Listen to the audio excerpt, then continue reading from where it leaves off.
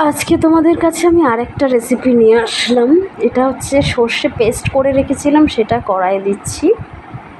মানে পেস্ট করে এটা ছাকা আছে, মানে পুরো সর্ষের ওই দানাগুলো ফেলে জাস্ট জলটা দেওয়া হচ্ছে কড়ায়।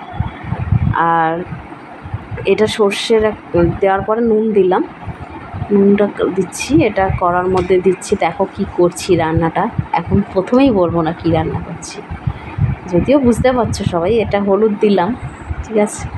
হলুদ দেওয়ার পরে এবারে এর মধ্যে দেবো কয়েকটা কেটে রেখেছি, ওই কী বলে কাঁচা লঙ্কা কেটে রেখেছি, এগুলো দিয়ে দিলাম।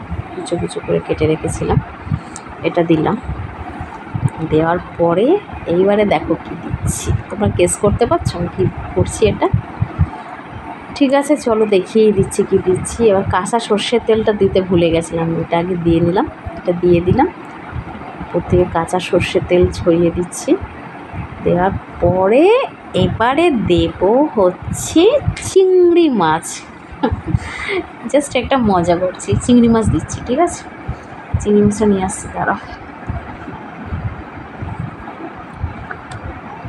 এই যে চিংড়ি মাছগুলো দিয়ে দিচ্ছি, কাঁচাই দিচ্ছি। এটা হচ্ছে ভাপা হবে চিংড়ি মাছ, সর্ষের পেস্ট দিয়ে ভাপা টাইপের করা, মানে স্টিম মতন করে এটাকে এইভাবেই পুরো, মানে এটাকে ভাজিনি আজকে, অন্যান্য দিন ভেজে করি, আজকে ভাজিনি, এটাকে কাঁচাই এটা এর মধ্যে দিয়ে এটা কিছুক্ষণ ভাপা করে ব্যাস স্টিমে দেবো, হয়ে যাবে।